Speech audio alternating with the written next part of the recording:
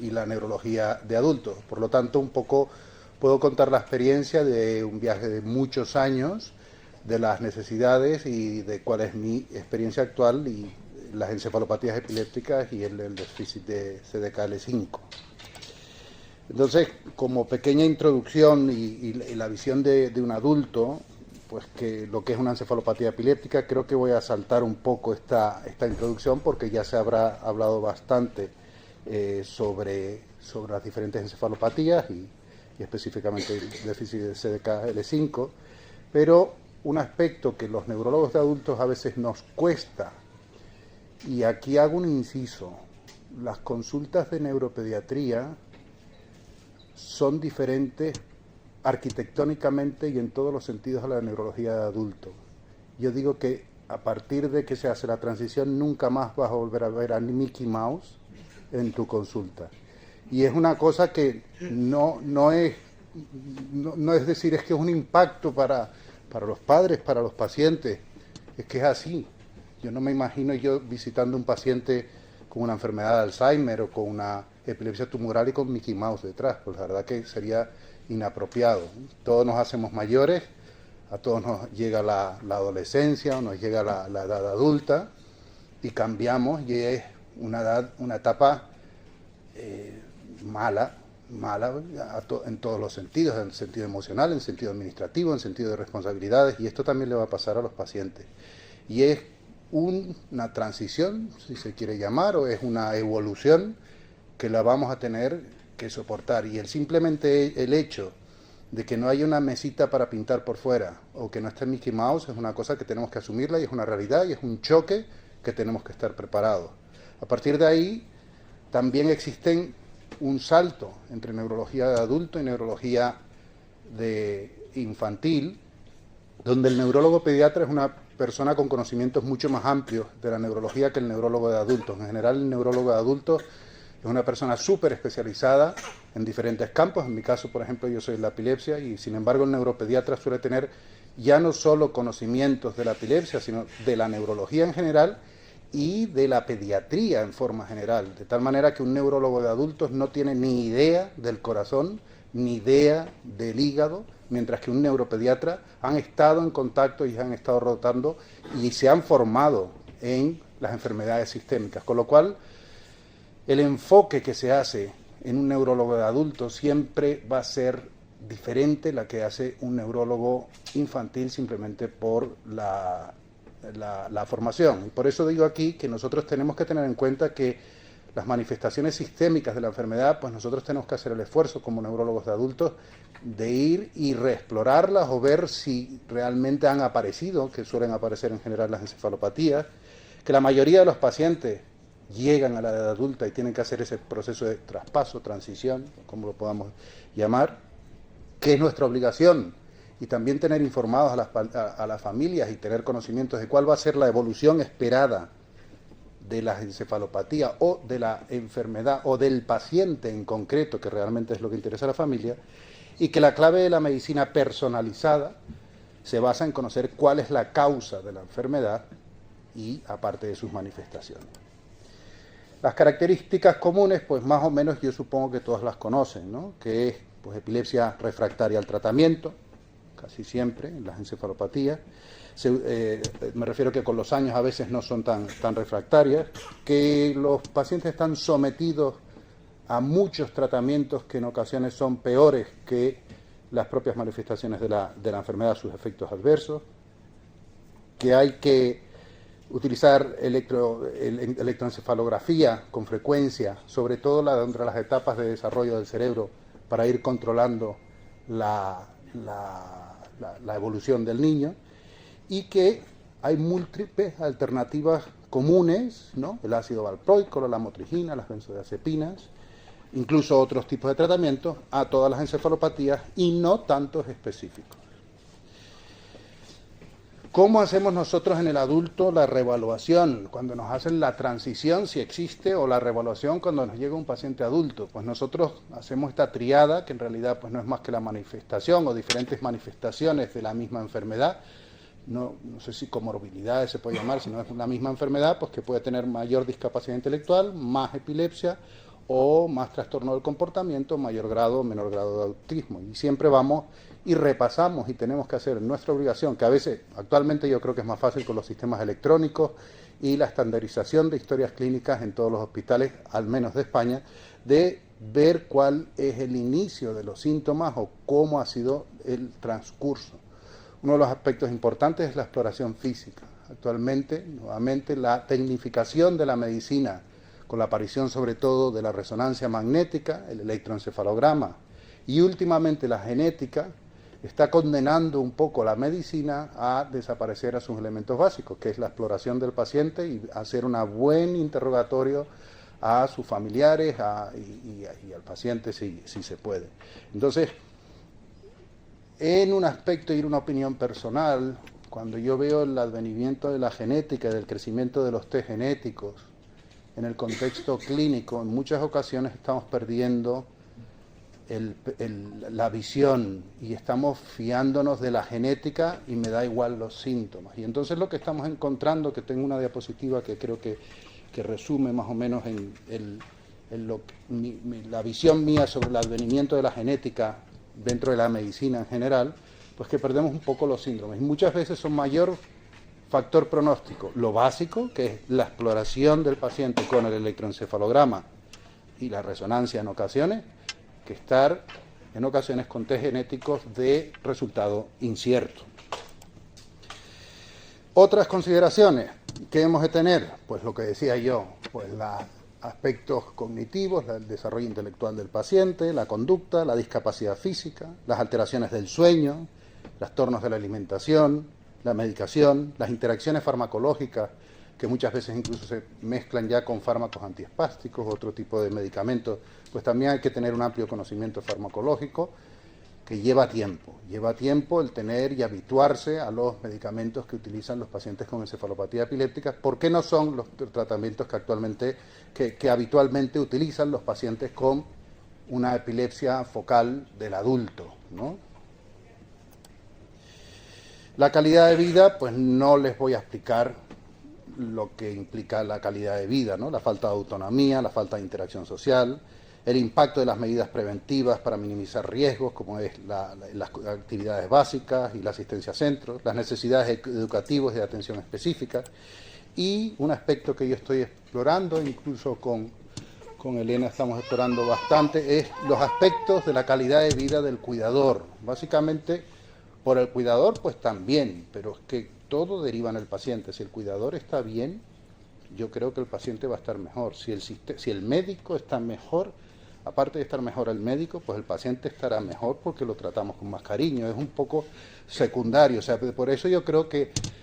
en mi experiencia siempre he vivido con cuidadores quemados, con padres desquiciados, con hermanos que no toleran la enfermedad. Diferentes aspectos que yo creo que son muy importantes y donde podemos influir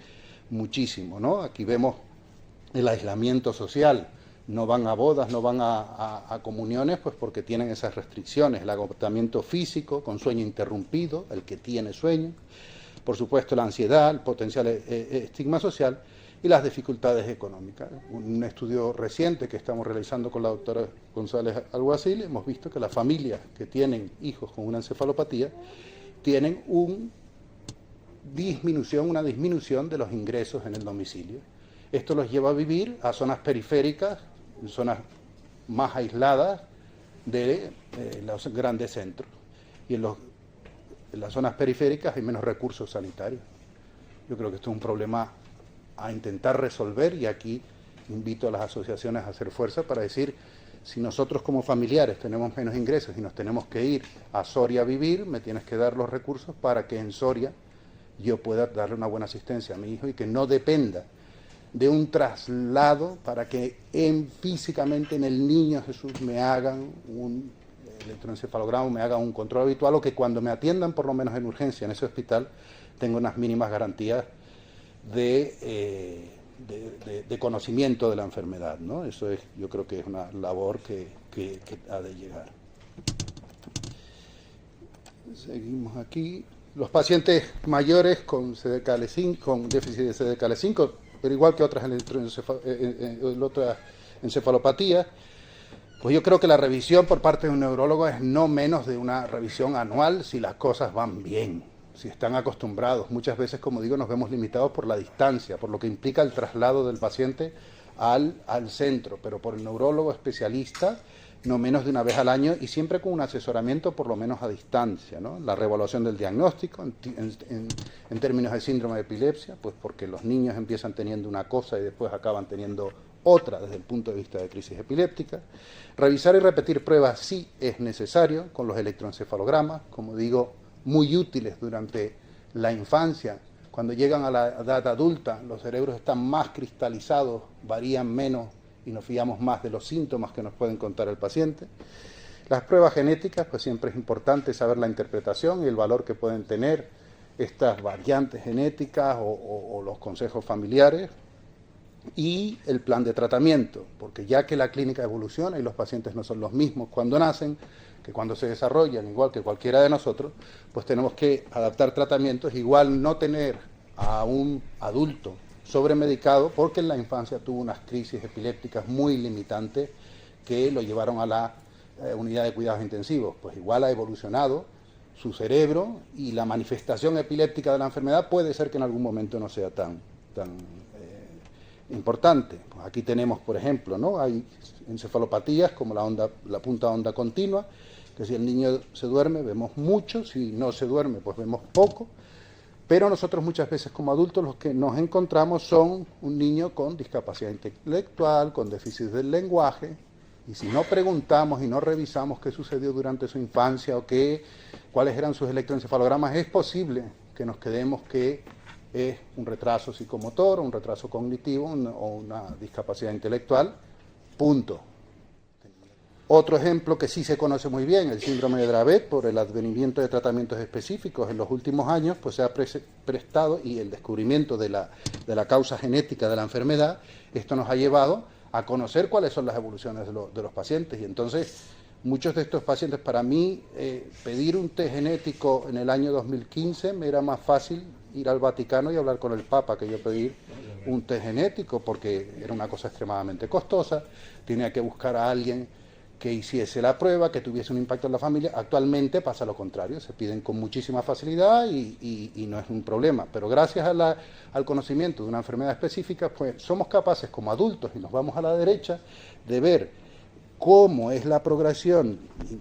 ¿se ve? Sí. Cómo es la progresión y cómo aquí pues predominan los síntomas de autismo, las crisis tónico-clónicas y la discapacidad intelectual, mientras que de niño predominan pues mucho más la invalidez por la epilepsia, incluso las crisis epilépticas, pues las crisis epilépticas que yo espero encontrar en un paciente con Dravet cuando es adulto son muy diferentes a la tormenta epiléptica que sufren durante los primeros años de vida. Y así está descrito, y cuando he buscado en la literatura la evolución del déficit de CDKL5, pues no hay tanto, porque cuando hablan de long term, que en inglés es seguimiento a largo plazo, pues llegamos a adolescentes y gracias, ¿no? Tenemos esto es una revisión sobre los tratamientos según manifestaciones, pues vemos aquí que prácticamente lo que nos están describiendo son los primeros años de vida. Después no nos siguen los pacientes cuando ya son adultos, ¿no? O este artículo publicado en el 2023, donde hacen un seguimiento a largo plazo, pues que llegan hasta los 11 o 12 años de edad. Y vemos cómo ahí ya plantean una evolución de los pacientes y nos dicen que los niños tienen crisis polimórficas, hipermotoras, es decir, diferentes semiologías de las crisis según van evolucionando, y que si las metemos todas en el mismo saco, parece que son en el mismo momento, pero si las vas desglosando en esas etapas de la enfermedad, pues probablemente se manifiestan de diferente manera, igual que sucede con el electroencefalograma, ¿no? El número de pacientes probablemente hace que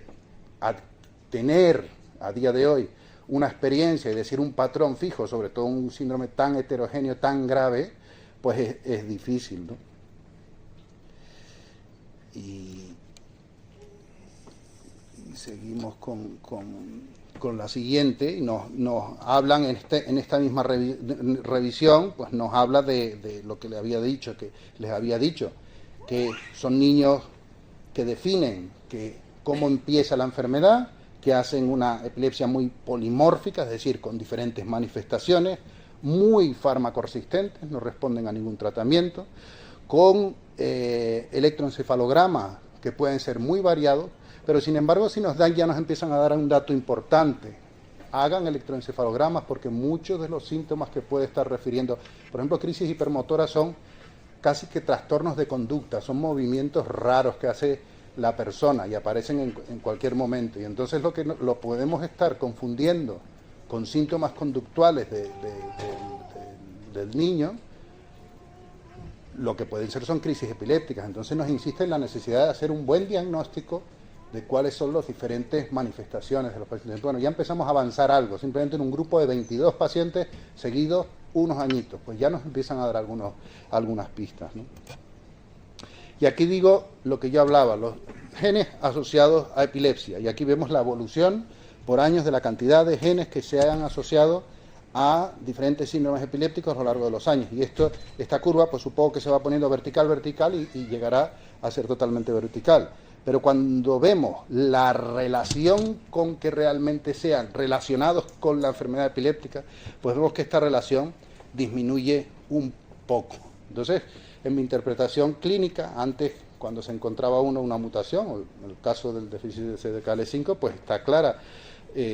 su relación, pero actualmente lo que nos pasa en la reevaluación de pacientes es que cuando mandamos a genética, normalmente no es normal. Hay alteraciones que muchas veces dicen, en principio, no relacionadas directamente o no patogénicas, es decir, que no podemos decir que cause la enfermedad, ¿no? Entonces, estos pacientes hay que seguirlos, pero todo ello yo creo que hay que interpretarlo muy bien, porque muchas veces ocurre lo contrario, están interpretados desde el punto de vista de la genética. Y entonces, cuando vemos los diferentes síntomas que pueden hacer este gen, pone por allí epilepsia. ¿Pero epilepsia qué? Epilepsia grave, epilepsia no grave, generalizada. O sea, nosotros, como dedicándonos a la epilepsia, para nosotros decir epilepsia es un término muy difuso e inespecífico. Está muy bien para hacernos especialistas, pero después hay que dedicarse a la epilepsia de adultos, a la epilepsia infantil, más a la genética, más a la cirugía. Hay diferentes aspectos de la epilepsia y cada uno tiene sus peculiaridades bastante independientes, y por eso yo creo que es importante seguir creciendo y seguir aportando información para realmente dilucidar cuál es el valor de cada una de estas pruebas. Yo lo comparo con cuando llegó la resonancia magnética. Llegó la resonancia magnética y se empezó a ver todo lo que no se había visto. La vida antes se hacían radiografías, con suerte un TAC que se veía como una bolsa de palomitas, que apenas se diferencia, y de repente llegó la resonancia. Se describían todos los días cosas que se encontraban en la resonancia y que se decían que eran pues causa de la enfermedad. O pues actualmente, con la experiencia y la suma de la experiencia, se sabe distinguir bien cuáles son las cosas que son realmente anormales en una resonancia magnética de las que no tienen que estar relacionadas con la enfermedad. Y entonces yo creo que en este momento nos encontramos.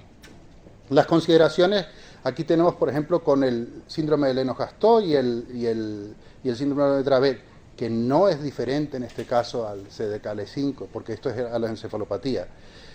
Nuestro soporte es intentar dar pues diferentes alternativas terapéuticas, ¿no? Terapéuticas que dependen un poco más del centro, de la experiencia del neurólogo epileptólogo, que puede recomendar, pero que ninguna está establecida. Y después dar los servicios comunitarios y los servicios psicosociales. En este aspecto, en España, aunque tenemos una medicina bastante igualitaria en lo que se llama acceso a la salud y acceso a diferentes tratamientos, sin embargo, esto depende, y ya no depende de Cataluña, de Madrid o de Sevilla, depende del hospital, del médico, del servicio social que te toque, del momento. Hay muchísimas variables que nosotros no controlamos. En lo que se refiere a pediatría, mi sensación es que hay un poco más de sensibilidad con el niño enfermo que con el adulto enfermo, básicamente porque somos muchos adultos enfermos en España y no hay recursos a priori para dar todo este tipo de apoyo, y no se tiene esa especial consideración a niños que han evolucionado y tienen una enfermedad muy grave, crónica, y que va a proseguir, y no existen, probablemente hay una carencia manifiesta del apoyo psicológico y social que necesitan vuestros familiares.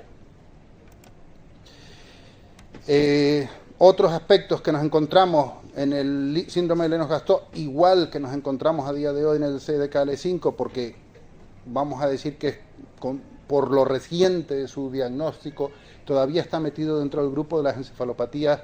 epilépticas que igual no tienen un tratamiento específico, aunque evidentemente se va a salir porque ya se conoce su causa y eso lo mejorará, ¿no? Pues como digo, pues tenemos que ir siempre evaluando a los pacientes en el seguimiento, viendo cuáles son las necesidades del paciente, no solo más allá de la epilepsia, sino conductuales, a nivel de las enfermedades sistémicas. Cuando